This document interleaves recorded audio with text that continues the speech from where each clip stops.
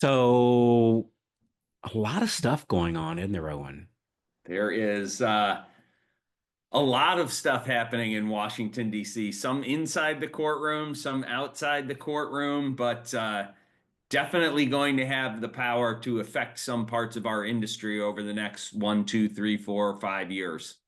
Yeah, and we were sitting here debating, like there's so many different topics that we could talk about. We were sitting here before we hit the record button about, what's our topic for the day. And I think the CFPB, there's not a lot been said about it recently, frankly, because it's such an unknown. It's really taken a back seat, but some things are going on that are definitely worth talking about. Carl, if you recall a couple of months ago, we had Bill Pulte nominated to be the FHFA director. We had Jonathan McKernan nominated to be the CFPB director. And we had a lot of CFPB news in a relatively short period of time there, the first 2 weeks of February, culminating with the very famous Elon Musk RIP CFPB X post that I'm sure most of the people in the mortgage industry have seen by now. And then it kind of went dark. Jonathan McKernan had his Senate confirmation hearing in front of the Senate Banking Committee. He faced very friendly questions from the Republicans, very pointed and critical questions from the Democrats. No real surprise there. Typical Washington, D.C. politics. A little bit more vitriol than you would expect, a little bit less decorum than you would normally see, but not uncommon for Washington, D.C. today. And then Bill Pulte was rushed in and got a lot of news when he first got in, and laying people off and calling them back to the office, and getting out of DE&I programs, and ending Fannie Mae and Freddie Mac's independent looks at fair lending, and they were almost becoming a regulator in that area, and nothing about the CFPB. Well, in the last 2 weeks, the CFPB news has been amazing.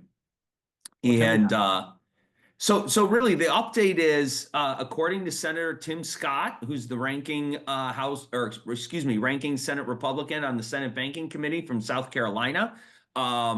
Jonathan McKernan will have a vote sometime in April. So we're currently recording this the last week of April. I'm sorry, sometime in May. So that'll be coming up in 2 or 3 weeks. But there is a nasty court fight going on right now. It's been reported on by the Wall Street Journal, the New York Times, and some major periodicals.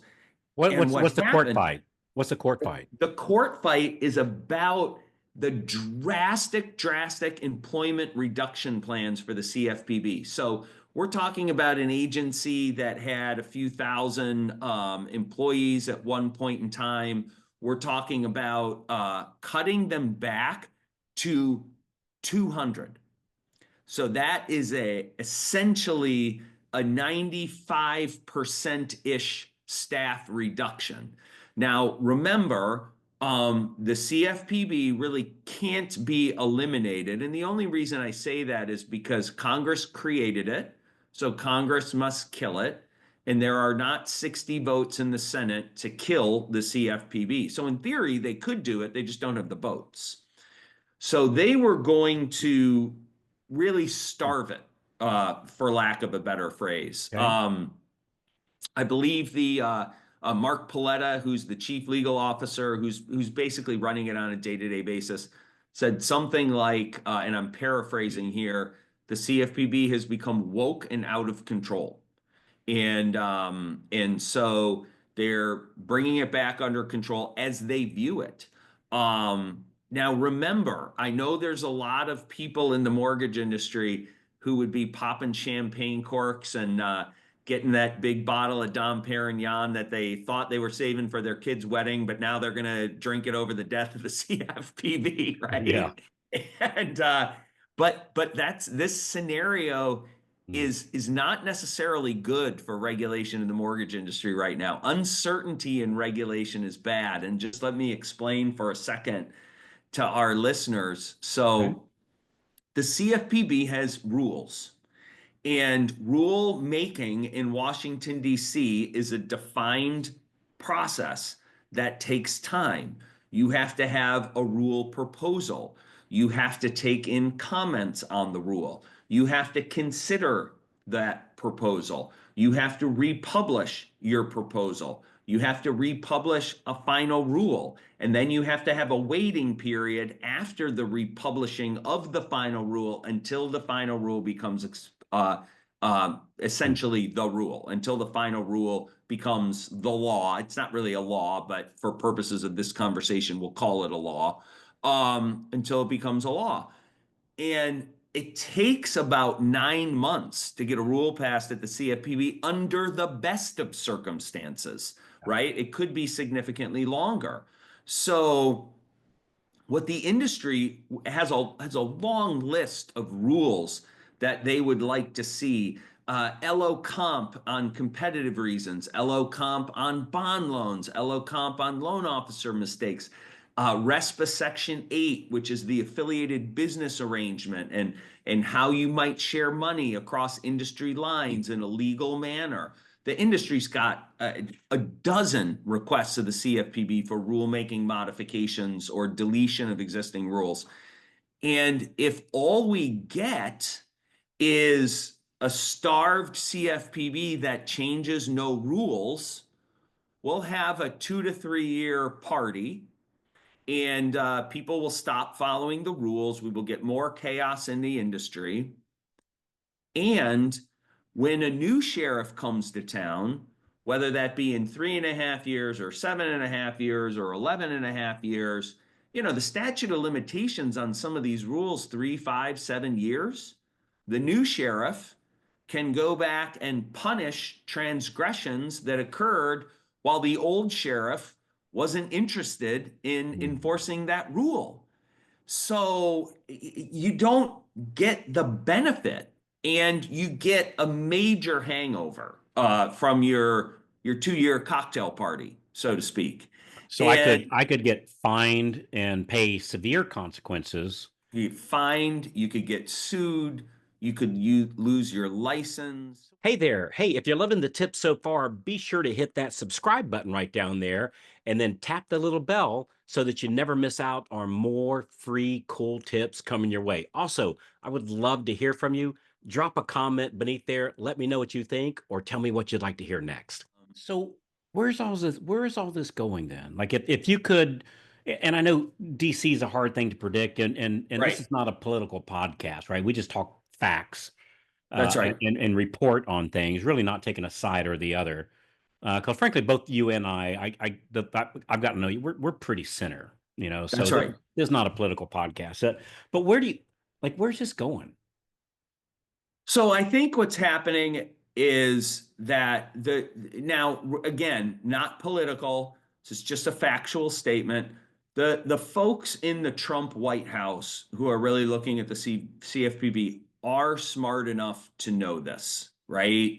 So the thought is 200, 250, 300 people are going to be enough to do rulemaking, Okay. and they're going to change the rules. And certainly they want the effect of their actions to last at least a little bit beyond their occupancy of the building. Yeah. And that in and of itself is kind of a joke, because they called all the people back to the building, but they took the name off the building. And so, who knows? But they and that part's quite serious. That's true. And so they want to do revised rulemaking. But one thing about Jonathan McKernan is he is not confirmed yet. So until he gets confirmed, he's really not talking. And I'm heavily involved in the Mortgage Bankers Association. I'm the current vice chair in 2025. And we've had a lot of contact with Bill Pulte. It's actually been quite refreshing. And some of it is about things where our goals are mutual. Some of it is about things where our goals, we talk about a difference or two that we might have, but there's a lot of talking. We haven't had that yet with Jonathan McKernan. I think that's because he's not confirmed, and we're looking forward to that confirmation so that we can learn more about what the plan is and what we think might happen. Hey, I got a real question. Yes, And sir. and again, not a political question. It's a real question. Hmm. So what? And I'm not saying this sarcastically. Like it's. I really want to. I'm curious. So what exactly were a couple thousand CFPB employees like? And again, I'm not saying this snarkily at all. Yeah. Like if I was to walk into that office, what are they? Because once they set the rules up to with the intention, and I believe their intention was to protect the consumer, right? I get Hmm. that.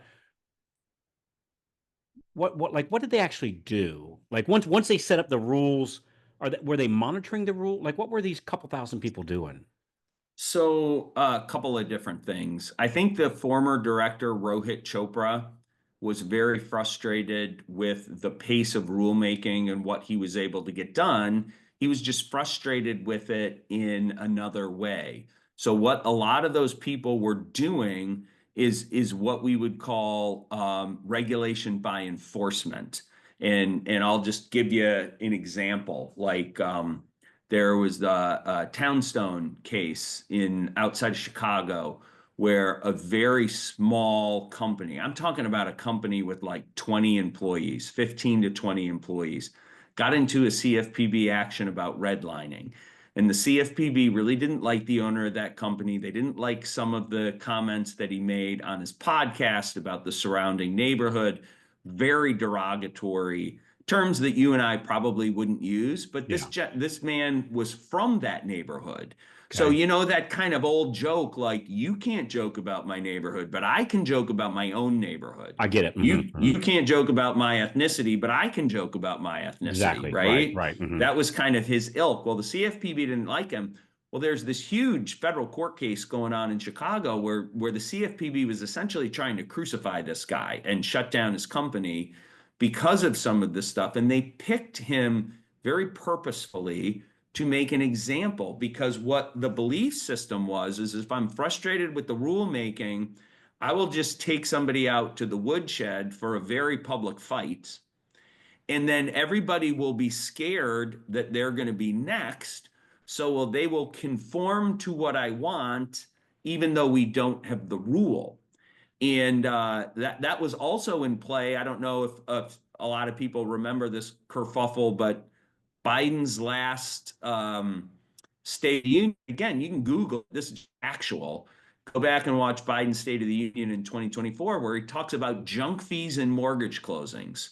Now, junk fees and mortgage closings, I don't know what speechwriter got that line. And then you had Rohit Chopra um, post about it on a CFPB blog the next day. Well, we found out at secondary that they're referring to credit report fees that we have a statutory ability to charge. And so, it was a lot of those people were doing regulation to try and force things onto the industry that wasn't rulemaking, considering that they wanted to move the goalposts and and they were doing this in all sorts of things. The CFPB had overview of a broad swath of banks and credit card companies, financial service companies, auto loans, payday lenders, and they were all over the map with this kind of stuff. And I think when you see those derogatory comments that Russell Vaught, who's the current acting director, or Mark Paletta make, it's really about that comment, right? Woke and out of control, doing things that you didn't have the right to do, to scare people into a more conservative, abiding, Mhm. compliant, fake air quotes for those Yeah. of you that are listening on a radio or a phone, actions. Yeah, I So got it. So yeah. really, and I see we're here at the bottom of the hour. So really, the update on this is there's not a great amount of there's a lot of activity, not a great amount of update because the present incoming leadership is kind of closed mouth right now, kind of seeing how things are going to shake out a little bit. And so, And I think, and for those of you that are Washington D.C. watchers, I mean, this is great sport, right? I've never seen anything like this since the creation of the CFPB. It's much more disruptive than Trump 1.0, and but we'll see. We're really we want it to land someplace where the entire industry can have confidence in what the rules are. And if we Mhm. get some rule relief, which I think we've got some pretty serious and justified requests, then we can all live in a place where we're comfortable that even if the rules change in the future, we're not going to be punished for so-called, again, fake air quotes, past sins. Yeah. Mhm. Very Yeah. interesting things, very interesting times that we live in today. So yes, it's kind of like I know the NFL draft was just a couple days ago. It's kind of like Uh-huh. watching the draft and all the moving pieces, or poker players, Yeah. probably a better representation of it. So it's Well, if the CFPB were a draft prospect, I think we're pretty confident that their stock would be falling, shall yeah, we I say? that that that's a great point. So cool. Yeah. All right, man. Hey, thanks for all the great updates. So I appreciate everything you do. And Yep. so again, talking with Owen Lee, he posts of the recordings of these and a lot of other stuff in his LinkedIn. So LinkedIn is his primary platform that he hangs out in. So go check him out. Thanks a lot, Owen. Appreciate you, brother. Thank you, Carl. Appreciate it.